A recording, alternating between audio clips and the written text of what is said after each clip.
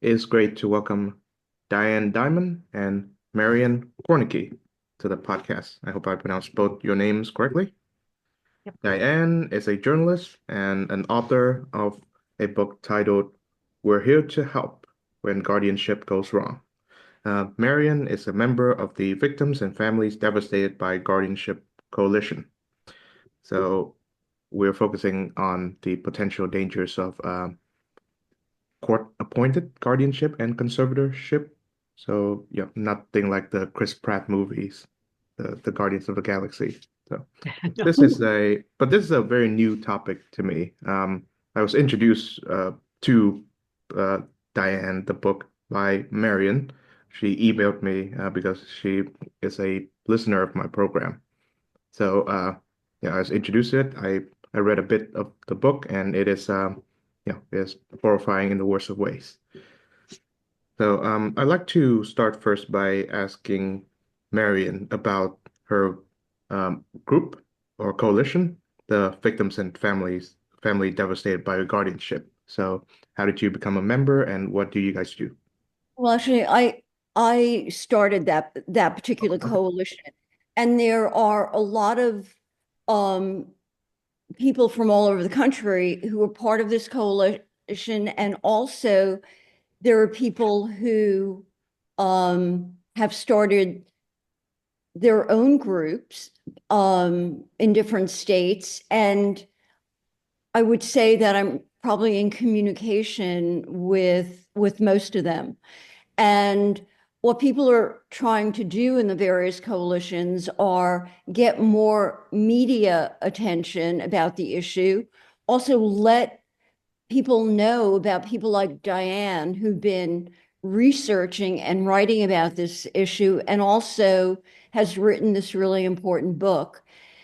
And we're also trying to get our elected officials more involved in this issue because often we get a shrug from them. So we think that with more media attention and more members of the public knowing about this, that our elected officials will become involved as well. Because I think one of the reasons that the problem continues to grow is there's been no oversight at all.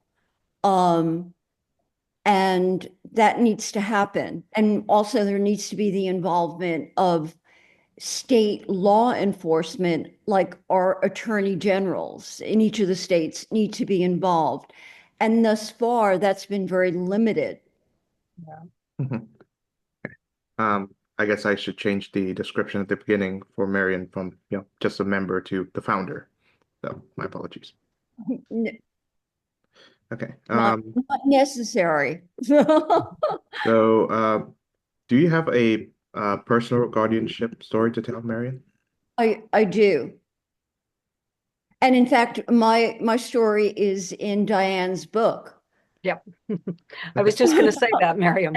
Okay. If I could just interject real quickly, Miriam is not just the founder of this group, she is a warrior in this fight to reform the guardianship system. And if I could just quickly say, Chung, the people need to understand that this is the guardianship system is something that's, I mean, it sounds great, doesn't it? Like a guardian angel for people who are alone in the world, elderly people, people living with disabilities or handicaps. And it sounds wonderful, but what the system has morphed into, I discovered after many years of collecting these stories and investigating them, is the judges are not allowing family members to become the court-appointed guardian. They're appointing, I'll just say it, their colleagues, their friends, their buddies, their for-profit professionals who can charge up to $600 an hour.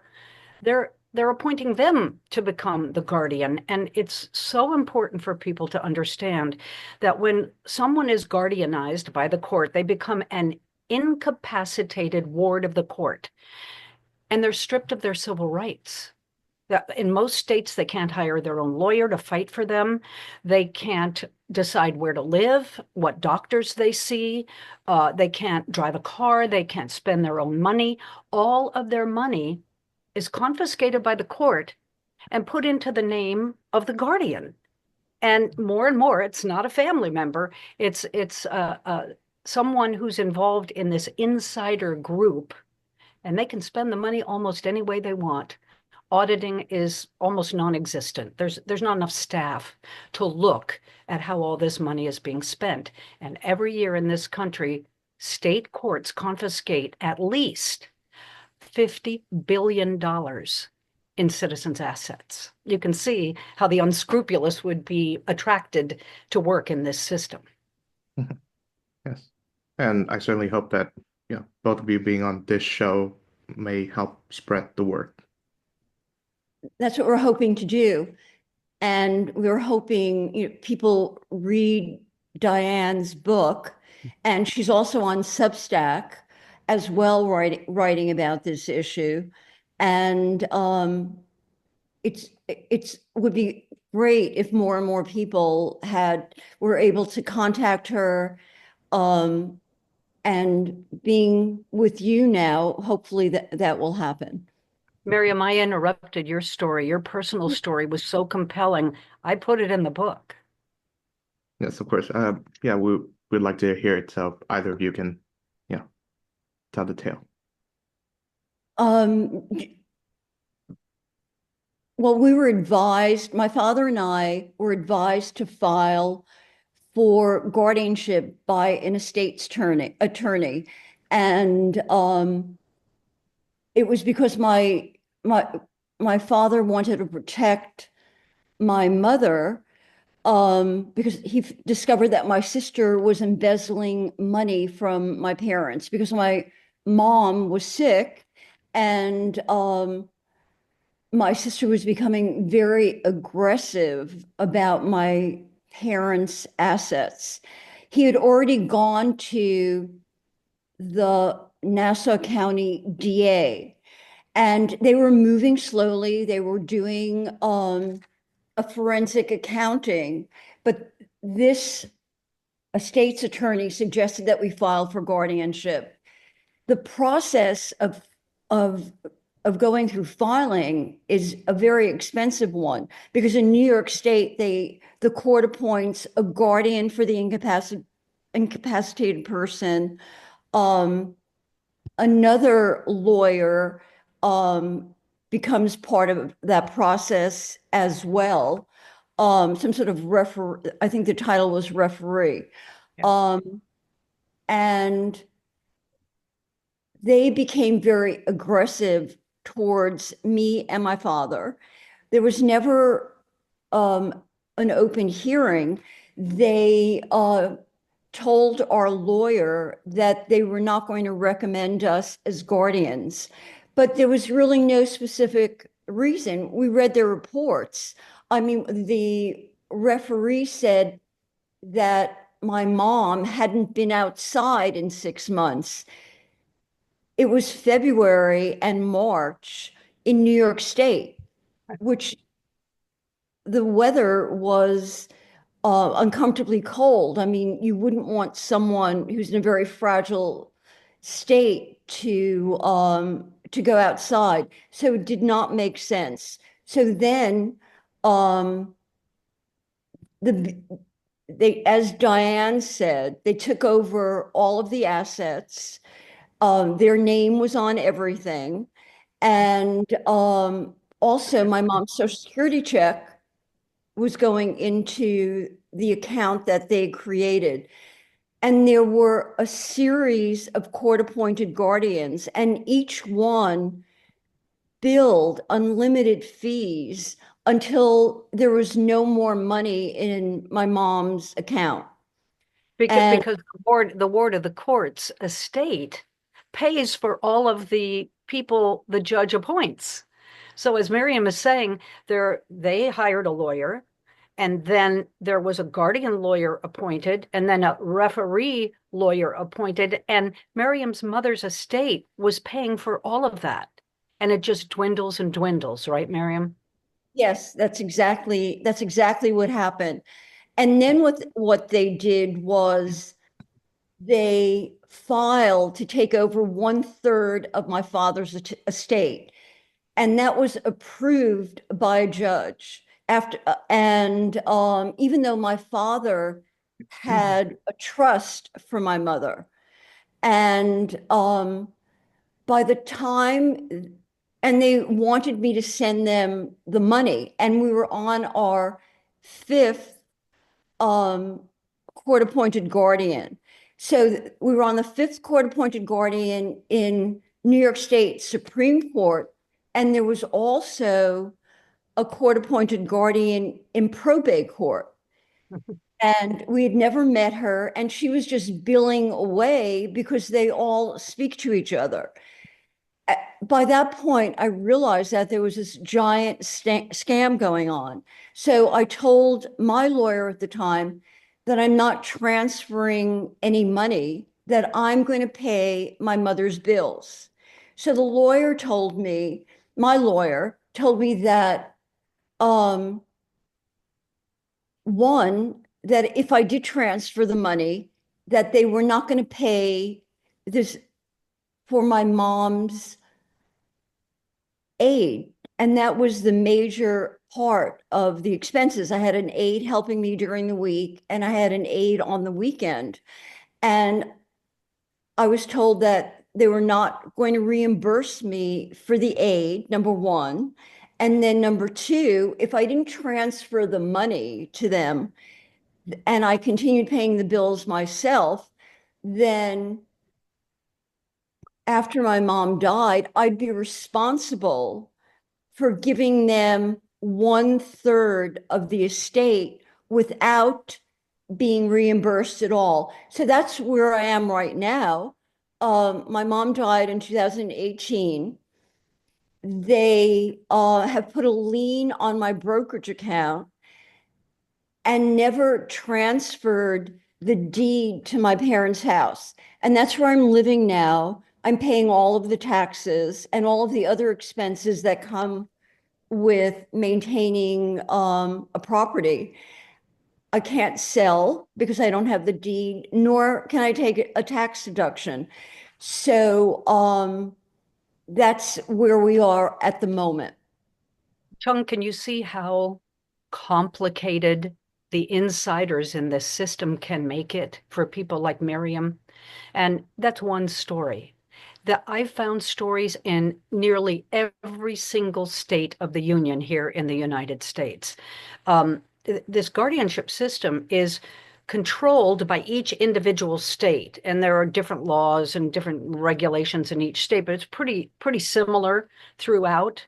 And it has become, in my opinion, a big organized chummy system where the judge knows the lawyers and appoints the lawyers, and the lawyers give campaign contributions to the judge's campaigns, and everybody knows everybody. And it's this tight-knit little group of people that make their living off controlling the assets of vulnerable people like Miriam's mother. And I mean, so these families are left just frustrated, anxiety filled, and really with some sort of post-traumatic stress disorder, I discovered. exactly. I mean, these are not civil crimes, these are criminal crimes. I, they are committing felonies and using the court to do so. And to Diane's point about all of them knowing each other, there is a patronage system that goes on because after a lawyer has helped a judge get elected, what that judge will do is give that lawyer a lucrative guardianship, and then the process begins of billing. And what was initially, I believe, intended as something to be used very rarely is just used very very routinely. If you go to the website of estate lawyers, or there's a whole profession of elder lawyers as well. Yeah. If you go to their website, they say they can help you file for guardianship. So everyone knows that this is going on, and we just need a lot more attention to this so we can end this. Because as Diane said, people are being traumatized by this. Yes. We're not letting you ask us many questions, Jung, because it gets all bottled up inside you, and you want to tell everyone how completely easy it is for you, everybody, anybody can be guardianized, and they don't even know it. My book is full of stories of people. Well, I'll give you an example. There was a very wealthy retired doctor in the state of Texas. He was starting to lose his memory a little bit, and he didn't pay a bill, a rather sizable bill, to his local car mechanic who took care of his classic cars. And so the mechanic went to a lawyer and said, "How do I get this guy to pay me?" And the lawyer said, "Go for guardianship." And this is how it starts. Someone, anybody, can have a lawyer file a petition for guardianship in court. The target of this petition, this wealthy doctor in this instance, they don't even know this is happening. Goes to the judge. The judge says, "Oh gosh, the old man is forgetting to pay his bills. Put him in guardianship." And the car mechanic suddenly became the overseer of this very wealthy doctor's estate. The doctor had no idea, and neither did his family. It took them, it was a rare case where somebody got out of guardianship. His family fought for years, spent lots of money, and finally got the mechanic dismissed from being the guardian. So it really can target anybody at any time if you have some assets. If you have a house, if you have cars, expensive cars, if you have jewelry, if you have an art collection, if you have no family around you, you know, I found instances where people went, elderly people alone, went to an emergency room, and boom, there are what we call trolls there looking for people, vulnerable people. They say, "Oh, are you alone? Oh, you are. Well, listen, just sign this paper and I can be your representative." Well, the elderly person in distress because they're in a medical emergency room signs the document, and they've now agreed to be put into guardianship. It's very, it's, it's predatory. These are predators in many parts of this system, in emergency rooms, in hospitals, in doctors' offices, in senior centers where people go to play bingo. And they target people they know have assets and are pretty much alone in the world. It's very sad. It makes me weepy to think of it. Well, and also they target people who have a support system, and what they do is they try to blemish the person's friends or family, and they create a divisiveness and then chaos that they say that only they can solve. But guardianship is the opposite of helpful. It really is, as Diane said, a predatory system. And I think another example of someone who is targeted, who is not a vulnerable older person, but a young rich person, that was Britney Spears. And I think Diane can speak about that case because she knows a lot about what happened. Yeah, I write about it in the book. Again, Chung, anybody can be targeted for guardianship. And it's not always, I mean, sometimes guardianship works out just fine. If someone like Mariam is appointed to be her mother's guardian, but more and more, that's not what's happening. And it's just a crime. And when you go to the police and you say, hey, look what's happening. The Guardian won't let me see my handicapped sister or my elderly father. And the police shrug their shoulders and they say, sorry, a judge has ruled. We can't do anything about it. Sorry. The district attorneys can't help. Their bosses, the state attorney general, they shrug their shoulders. And I would be remiss if I didn't tell you, many of these people you go to them asking for help are lawyers, and lawyers are very reticent to take on other lawyers. I mean, it's like, oh, well, we're all members of the bar. We all have great ethics and morals. Well, that's just not the case.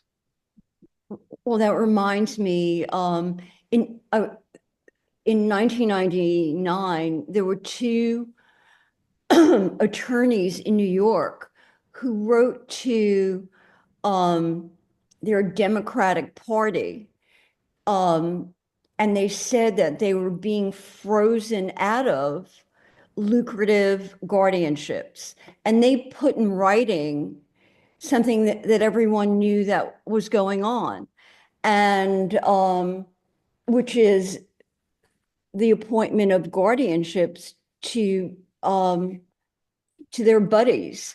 And because of that, there was a commission, and it was called the Birnbaum Commission in New York State. But everyone on that commission was from a law firm. And what they did was add additional lawyers to the system. And they said that those were going to be the people that were going to supervise. And then the system became more predatory than it already was, because it involved more lawyers charging their unlimited fees for, we all know that going to a lawyer is something that's expensive because they charge by the hour. So you're dealing with, rather than a project that a lawyer does, it's an ongoing management of a case. And then before you know it, all the assets are gone. Jung, as you read about and learn more about it, can you believe this happens? This is a system that's supposed to help people. You must have a lot of questions about how in the world it's allowed to exist. Yes, I have plenty. But I should start by saying that I first heard about how the guardianship system works via a movie that was released in 2020. It was called I Care a Lot. It stars Rosamund Pike. She was best known for being a Bond girl and also a Gone girl. She plays a guardian who takes advantage of her wards, and it makes me wonder, how low is the bar of entry for anyone to be a guardian? Just as you, Diane, alluded that, anyone can be a ward. Well, anyone can also be a guardian. So, how low is this bar of entry? Yeah, very astute question. There are some states that require, there's only 3 states that require a guardian be licensed, be a licensed professional. And if you misbehave, your license is taken away. But the rest of the states, they may require a certificate. You need to be a certified guardian. Well, that just means you get online and you take a video class and they send you a piece of paper that says you're certified. You pay a little money for it and now you're certified. Some states don't even require that. I bet the lowest bar I found, good question, was high school. You have to have a high school graduation certificate. So you could be 18, 19 years old and decide you want to be a guardian and take control of other people's money, and that's allowed. The guardians are not required to be educated in disability laws for people who are disabled and on Medicare. And a lot of government money is going to this corrupt and sometimes corrupt organization. They don't have to have any training in accounting or finances or family dynamics. A lot of times guardianships are needed because there's one member of the family, no disrespect, Marian, but like your sister, who the cops finally arrested for embezzling all that money from your parents. And so that person needs to be kept away from the elder or the handicapped person because they're a bad apple in the family barrel, so to speak. But guardians have tremendous power. Everyone needs to realize, number one, you could be guardianized and not even know it. Number two, your family could be overlooked and you get a professional guardian who could be, 20 years old with no certification. And everything you own, everything you've worked for your entire life, like say an elderly person wants their inheritance to go to their grandchild so they can go to college. Well, it doesn't go that way. It's a generational corruption because that money doesn't go to grandson Billy. It goes in the pocket of the guardian or any number of people that the guardian hires to take care of the ward. You see, the guardian isn't in the house taking care of the ward. They're hiring cooks and drivers and messengers and 24-hour aides, and they're just the funnel through which all of the estate money goes. So the sad thing is, I believe this is the greatest transfer of wealth the United States has ever seen. And it's all approved by the court. Mhm. Right.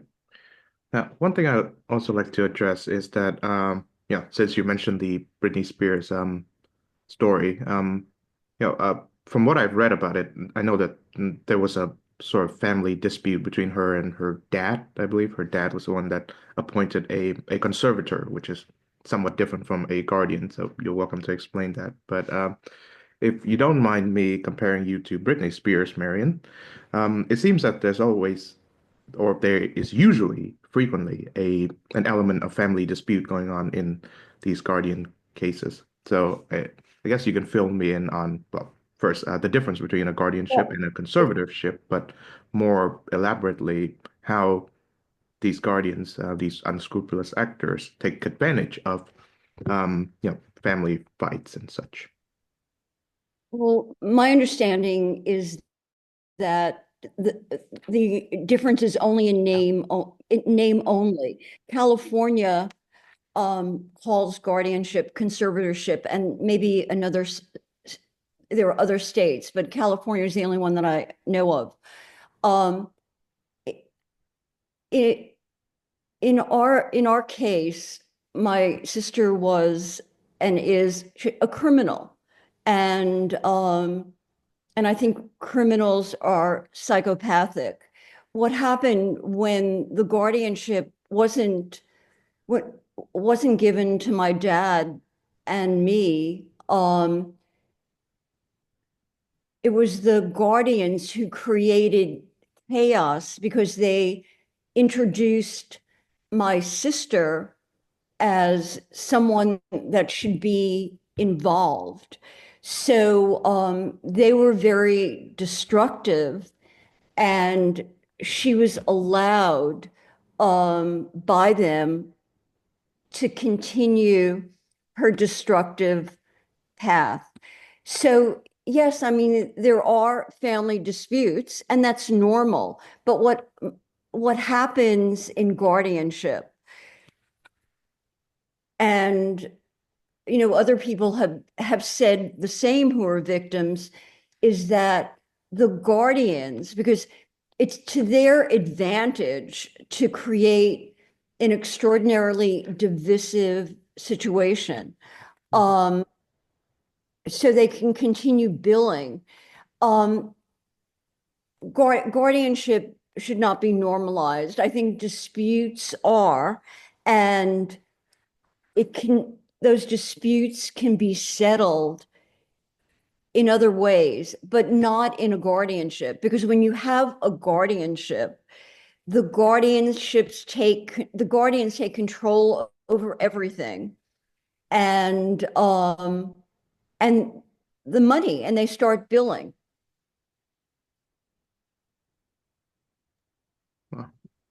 And that's my now. So here's I guess quasi devil's advocate question.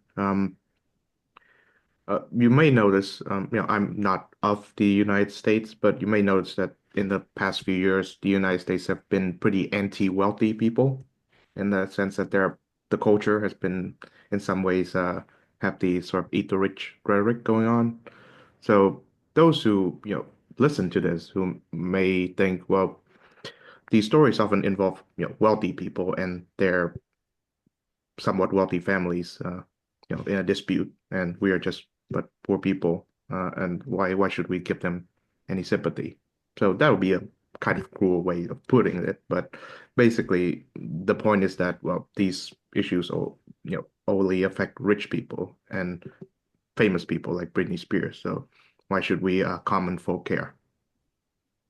Boy, that's such a good question. And I get that question a lot. Well, I don't have to worry about guardianship, right? Because I don't have a lot of money.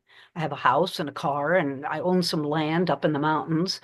Um, you're exactly right. People think this only affects really rich people, people with a million or 5 million or $10 million, and it's just not the case. Um, I think there's an element here of people wanting the control and the power, and they get off on saying, well, we're here to help. These poor people, there's dysfunction in their family, they're fighting, and we're here to help, Your Honor. So is it okay now that I've spent all of the checking account and savings account money? Is it okay if I just sell their house now because I need more money to take care of this person? Um, and conversely, there are people who are um, handicapped from birth, and they get very generous government, state, federal, nonprofits money coming into them to help with their care. And that's a very attractive target. Something I just discovered since the book came out was children in foster care. And I write about this on my Substack that Marian mentioned.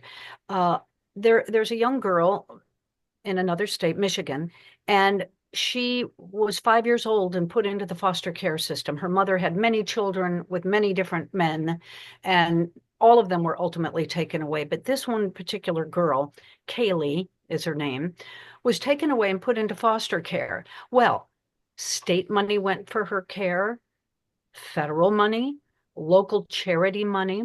And when she grew up, not very well educated, by the way, they just sat the kid in front of a computer and said, here, learn for yourself. She's 18 years old and she's about to be out of the foster care system. Go live on your own. Well, that's not what they're doing now. It turns out that in the end, at age 17 and a half, Kaylee had all this money totaling $325,000 a year that followed her for her care. She was poor. She got $25 a month to buy shampoo and soap. But she had $325,000 a year that followed wherever she went, and she was about to leave the system. So they got her to agree to go into guardianship. To her, this sounded great. I'll have a guardian to help me transition into adulthood. Well, that's not what happened at all. She got put into guardianship. And all of that money stays with her now throughout probably the rest of her life while other people control it. So it isn't just wealthy people. It isn't just Britney Spears. And I mean, let's admit it, Britney Spears had some problems, some substance abuse problems. There's another person in New York here, a famous talk show host. Her name is Wendy Williams. She was put into guardianship. She had some substance abuse problems, but is that what we want to do as a society to troubled people, vulnerable people? We want to lock them up and put all of their assets in the control of someone else and tell them everything they must do every day? That's not helping them. And then when they isolate people from their loved ones, that doesn't help either. Wendy Williams is not allowed to see her only son or her sister who lives in Florida, or, the whole system is designed to give profit to the insiders that operate within. The lawyers, the judges, the guardians, the conservators, the nursing homes, the hospitals, and the person that doesn't benefit at all is the ward. I mean, exactly. I mean, people absolutely shrivel up if they have their rights taken away.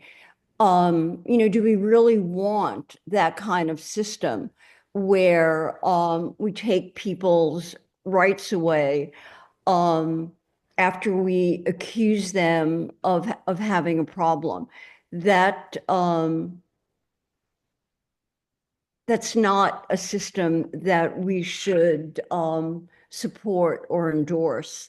And I just want to add to what Diane said about poor people who are placed into the system. Last year, ProPublica did a story called Unfriended about people who did not have a support system and were very poor and were getting government assistance. And rather than helping them, what the state did was appoint agencies that they called guardians, who had people working in other countries for the agency, and the people who were placed into a guardianship were totally neglected, and all of the money went to the agency to pay the owners of the agency and minimally to these phone workers outside the country. So it is not a good system at all. It's at all. Mhm. So would you do you think that people like Britney Spears or Wendy Williams or people like them but with less wealth, uh, yeah, but with comparable amounts of, say, personal troubles, uh, could they benefit from such a guardianship system, one that works as intended? Absolutely. The guardianship system was set up, I go into the history in the book. It was set up at the turn of the century. Um, I won't go into all of that history, but yes, the guardianship system could absolutely help people, vulnerable people, live out the rest of their life in comfort. Um, and sometimes it does. I need to stress that guardianship does work when it's done ethically and morally and with loved ones involved. Um, but that's more and more, that's not happening. I'll put it this way.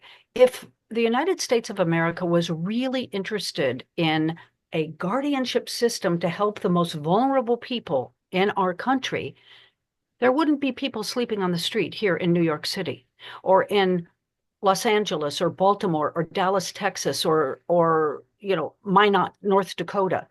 Those would be the people that we would gather up and say, oh my gosh, you're living on the street, you're a veteran, you have a mental illness, you're a domestic abuse survivor, come and let us help you with a guardian. But we don't do that. What we do is we allow a system that targets people like Marian's family, who had, frankly, millions of dollars. But it now is also targeting foster children and people in wheelchairs or with cerebral palsy who get government aid.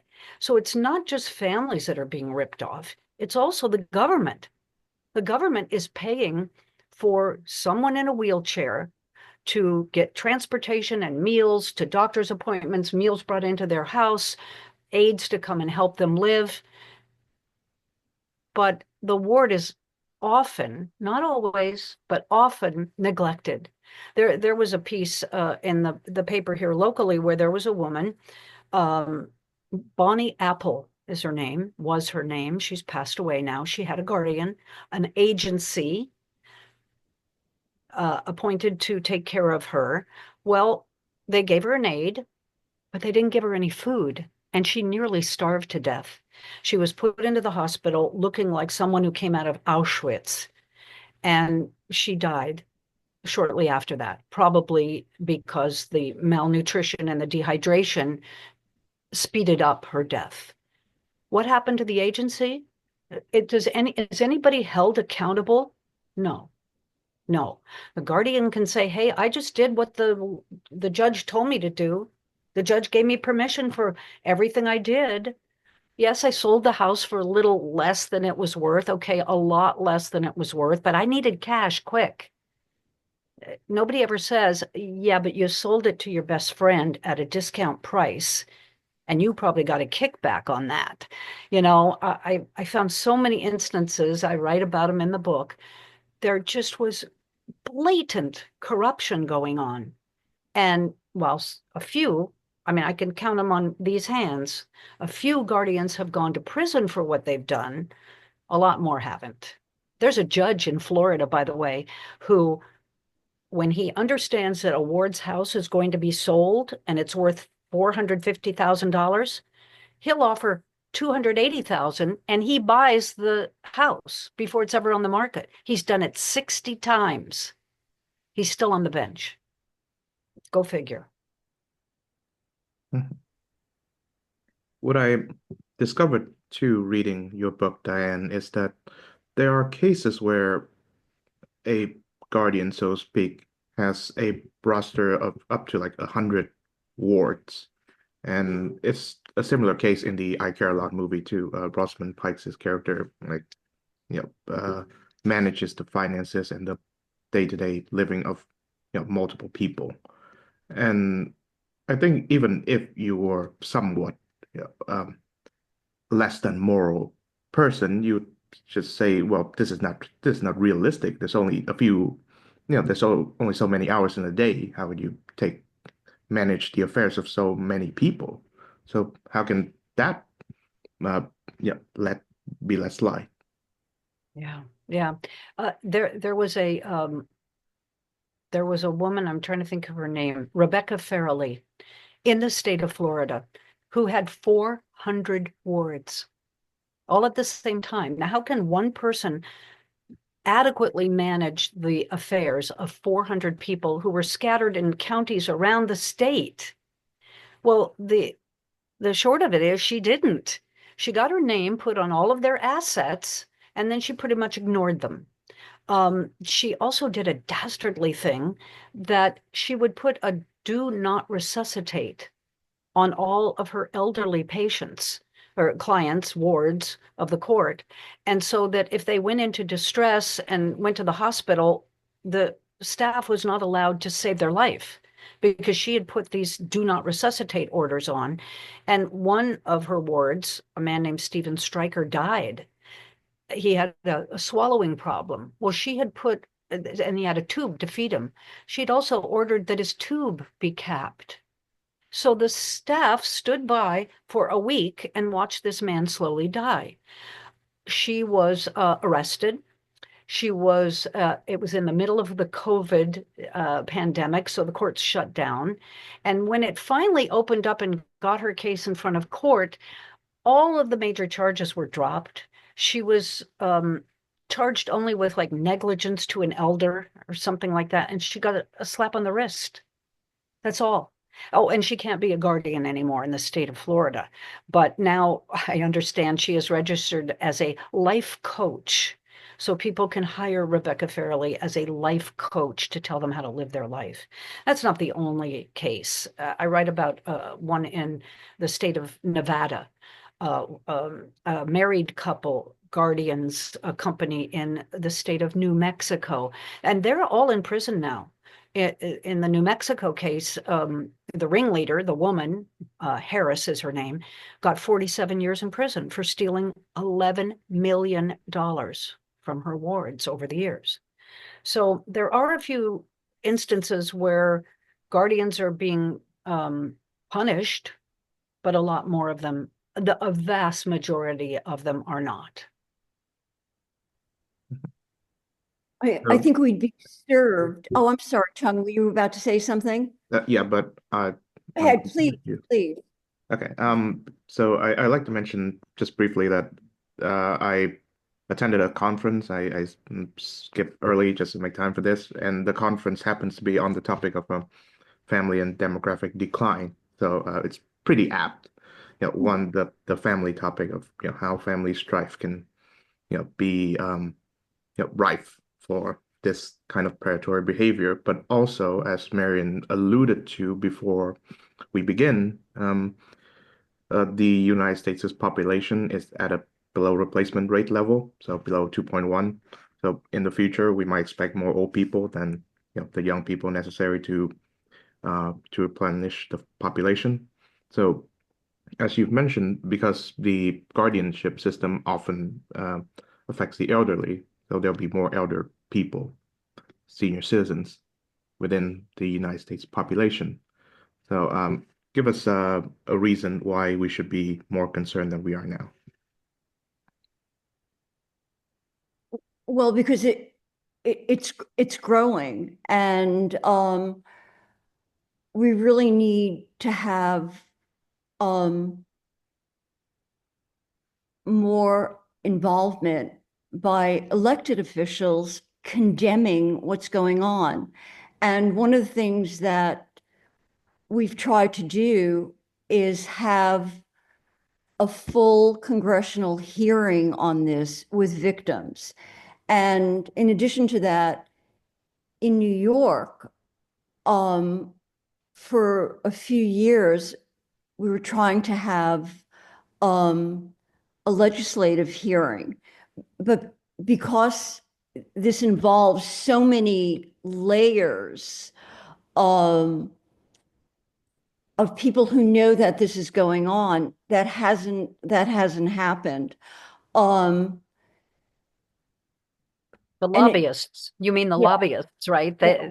They go to the state capitals and they knock on the doors of the legislators who could pass some laws to regulate this, and they say, you know, we're just here to help. Don't these families are dysfunctional. Don't listen to them. Cancel that hearing. And they frequently do. They don't hold the hearings that they should be doing at the state level. But Miriam, does your group advocate for some federal laws? Well, actually, what we're working on most is the exposure of this. Because if you, for example, if you look at the law, which is Article 81 in New York State, if you read it, it's all very reasonable, but what's happening is people are ignoring the law and not appointing family members, and too often pushing people into guardianship. So what we would like to have is more exposure and for law enforcement to look into the cases that already exist. I don't think we need more laws. We need exposure and law enforcement looking into what has happened to people.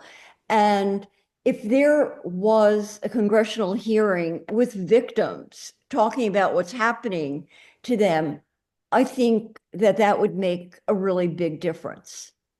And certainly at a state level. In New York State in 2022, there were some members that met with two senators from New York State. Yeah. And they seemed very earnest, and then just nothing happened. There were about 12 victims meeting. We were recorded. There were other senators who were jumping in and watching, and then just nothing happened Yeah, at all. I think it's part of the reason, Joan, is that this is a very dense topic. There's a lot of layers to it, and it's hard to put your arms around. Um, And I should have said this at the very beginning so that your viewers understood. The reason people don't know about this is that all of the court hearings are held in secret. There's no, courts in the United States of America are supposed to be open, fully transparent, but not these cases. There's the case files are often sealed.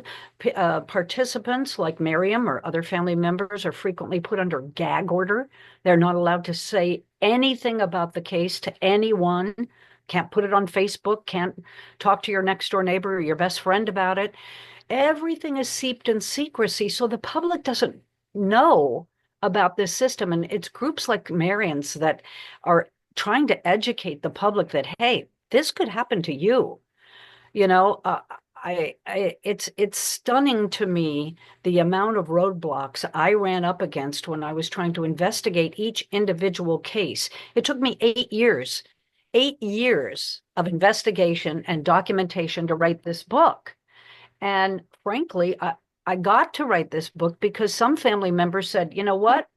I don't care if there's a gag order. Arrest me. I'm going to show this reporter everything I've got. And only then could I begin to unravel that this is a nationwide system and it could happen to anybody. I mean, it made my husband and me go run to a reputable attorney to rewrite our estate plan so that we would be protected against a guardianship like this.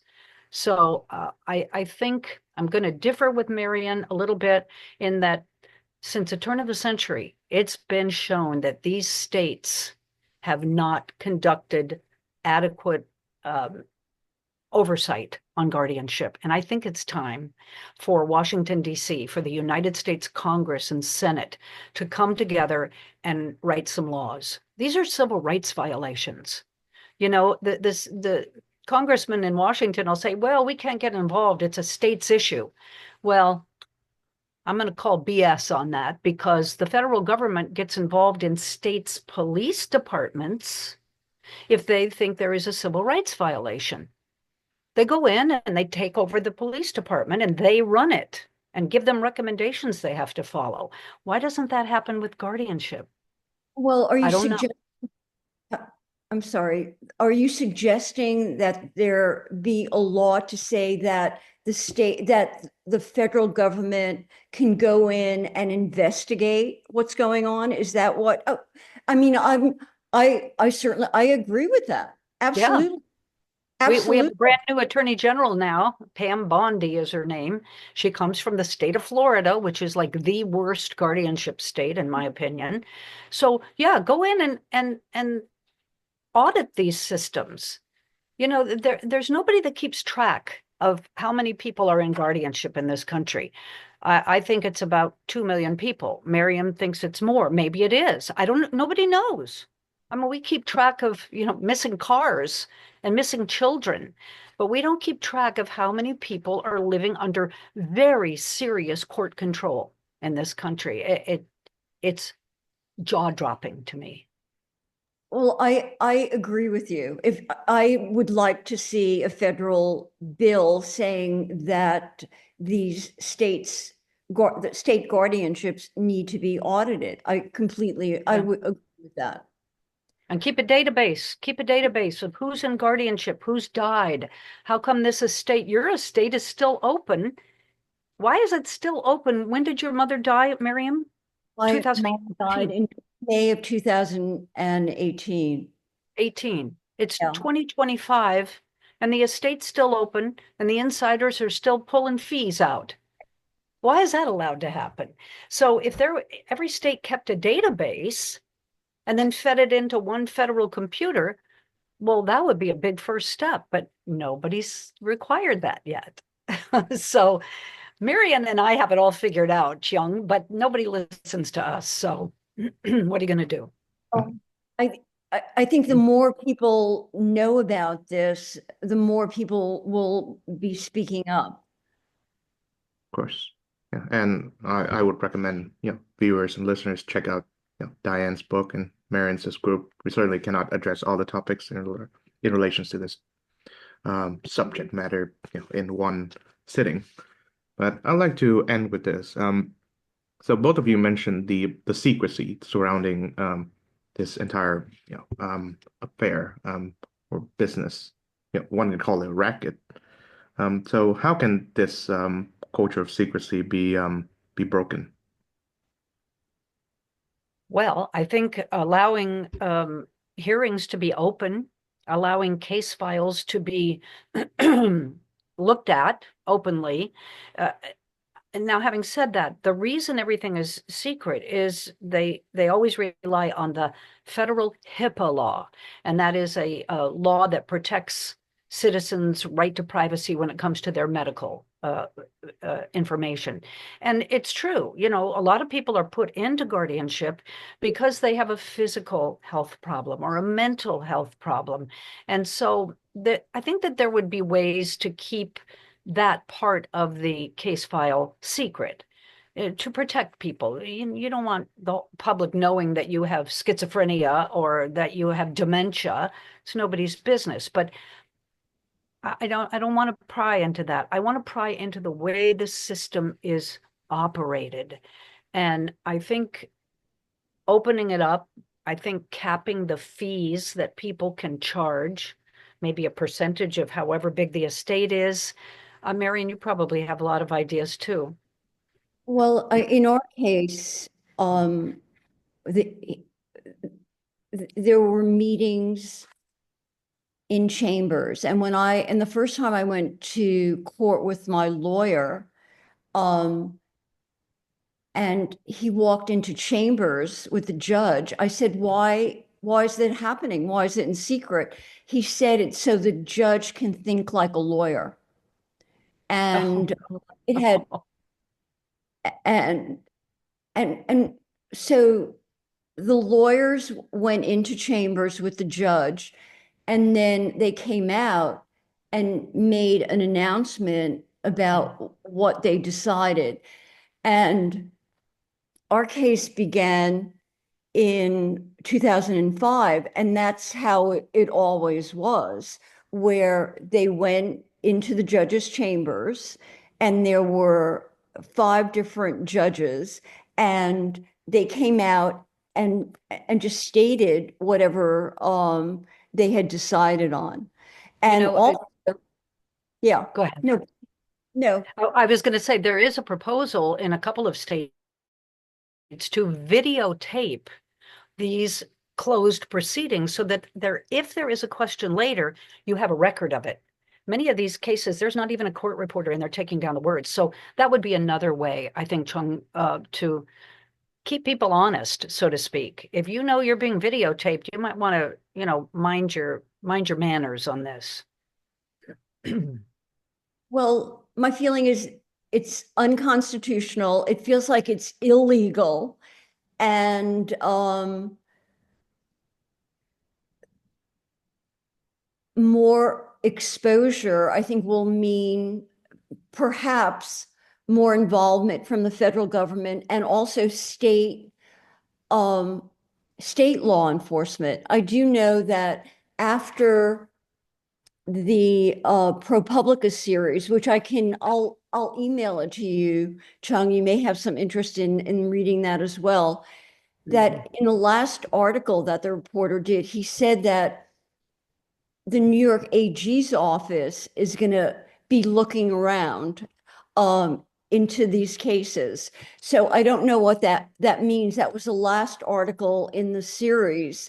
So there just needs to be more more exposure on a lot of different levels that will involve law enforcement. And we need to rethink creatively what happens to vulnerable people in the population, because guardianship can certainly is ensnaring everyone. Everyone who's vulnerable is either being pushed into a guardianship or being lured into a guardianship by an attorney saying that they can resolve whatever is going on via the guardianship system. And I want to add, which I think is important, all guardians in New York are lawyers. And they bill unlimited fees per hour. So it's clear that this is a money-making endeavor at the expense of the people. Yes, I think that's a wonderful note to end on. Thank you very much, Diane and Marian, for joining the show. Thank Pleasure. you. Enjoy the rest enjoy your evening.